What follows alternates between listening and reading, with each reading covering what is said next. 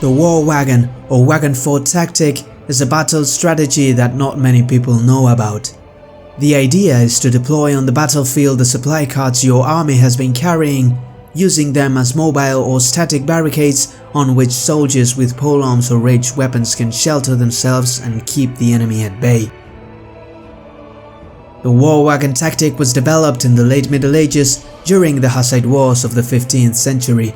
Despite the fact that this strategy is more commonly known for its use during this conflict, it outlasted the Hussite Wars, being employed by other nations in Eastern Europe. Today, we will explore the rise and evolution of the war wagon tactics, as well as its historical predecessors and successors. Despite the fact that there are earlier accounts of the use of supply wagons as fortifications, we can assume that these were exceptions and not the standardized and battle-tested tactic that the wagon fort became during the Hussite Wars. So, in order to understand why the war wagons came to use, we must first go over the origin of this conflict and the situation that prompted the use of this tactic. The Hussite Wars, also known as Bohemian Wars, were a series of religious military conflicts that ravaged the Kingdom of Bohemia during the first half of the 15th century. They were prompted by the execution of preacher Jan Hus, whose followers called themselves Hussites and rose up in arms against the authority of the Catholic Church and the Holy Roman Empire. Something to take into consideration, and that will be more relevant later, is the often understated but very present social aspect of the conflict. The influence of the Holy Roman Empire over Bohemia had prompted a status quo of often German nobility ruling over Czech common folk. This would affect the army composition of both sides during the war. Now that the historical context is established, we should clarify what exactly war wagons were and how they were operated. The first use of war wagons during the Hussite Wars happened at the Battle of Neckmish, when Hussite commander Jan Žižka used them as the walls of an escape corridor, so his caravan of commoners would escape the Catholic Knights.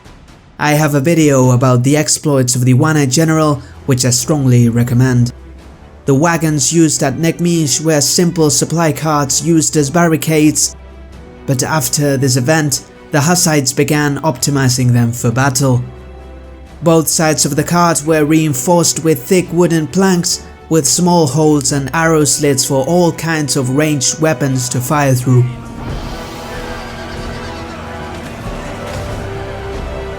The wagon would be manned by a crew of up to 20 men, the majority of them armed with crossbows and handguns, and the others wielding flails and polearms. The flails specifically were preferred by the Hussites as they were easily crafted from farming tools, and they allowed the user to strike opponents over the thick planks of the carts. Sometimes bombards and other artillery pieces would be mounted on the wagons as well. We have specified what a war wagon would look like, so let's see how they were used in battle. Now, if you're enjoying the video so far, I would like to ask you to like the video and subscribe, as I'm one person alone working to push this channel forward. Thank you for your support. In the "Why did war wagons emerge" section of the video, we have discussed that the army composition and difference in numbers encouraged the Hussites to fight to the defensive. Therefore, war wagons in battle were usually integrated in defensive tactics. There are some exceptions that we will discuss later on, but first we will describe the most used strategies. Wagon fort. The most known war wagon tactic is the wagon fort, or Wagenburg in German, literally meaning fortress of carts. The wagon fort tactic mainly consisted in arranging the wagons in a closed shape, so the wagons would serve as the wall of the improvised fortress.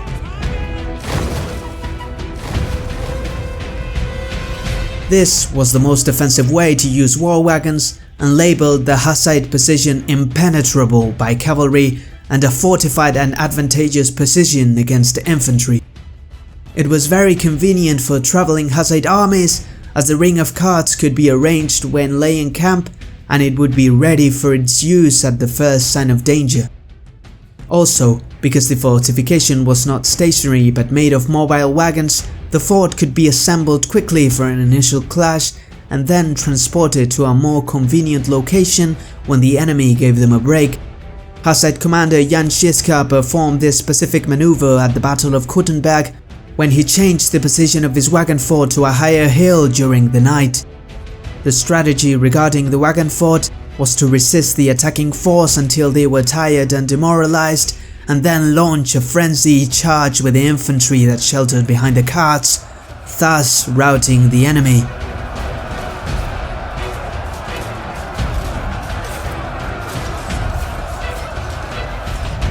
However, for this strategy, it was necessary that the entirety of the formation could fit inside the wagon fort, which wasn't the case for late Hussite armies.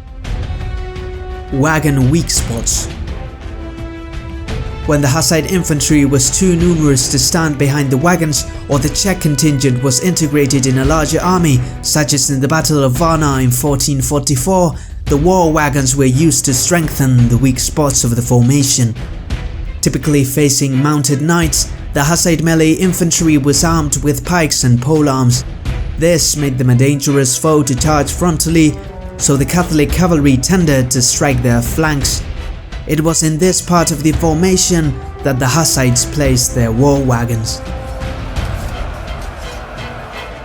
This tactic was again used by Jan Žižka during the Battle of Sudomíř, when his 400 commoner rabble managed to rout 2,000 Bohemian royalist knights. Forced to choose between charging a wooden bastion or facing the vicious end of the Hussite polearms, the royalist knights were unable to break the enemy formation and eventually retreated. Wagon charge. The least used tactic and one of the few offensive ways in which to use the war wagons was the wagon charge.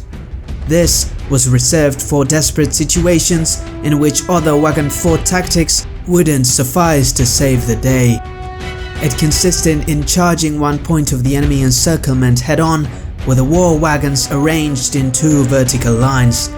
The idea was to overwhelm the enemy battalion and break the encirclement, with the two rows of war wagons serving as the walls of an escape corridor, preventing the rest of the army to close the gap and allowing the Hussite force to retire from the battlefield.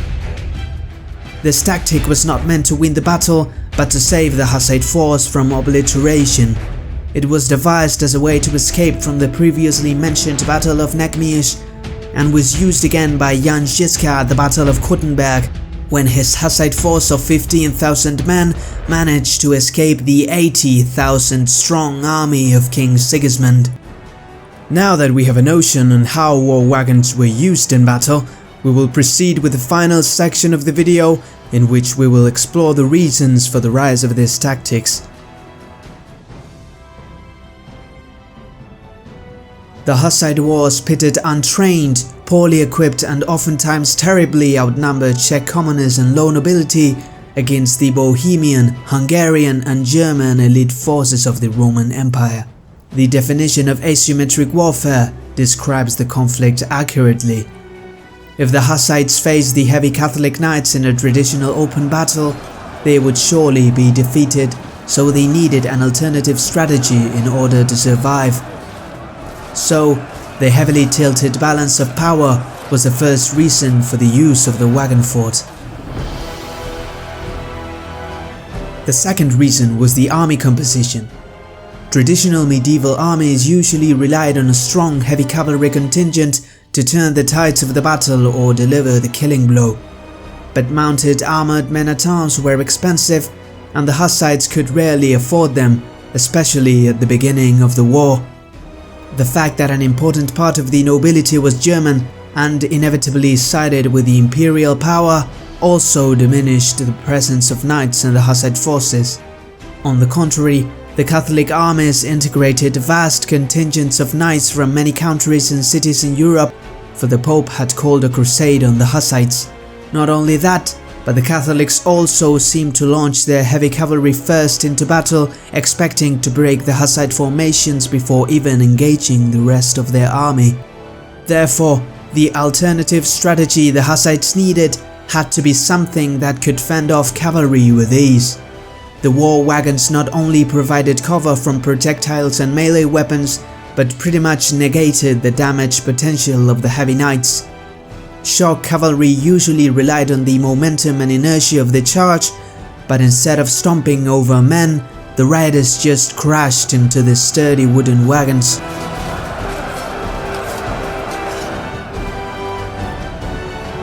The third reason was the difference in numbers. The Hussites, especially at the beginning of the war, tended to be pretty heavily outnumbered. This, coupled with the fact that their armies relied mostly on infantry, and the quality of their equipment was, for the most part, not as high, meant that they had more chances to succeed when they were on the defensive. Therefore, equipment best suited for defensive battle tactics, such as war wagons, heavy crossbows and firearms, was a good choice.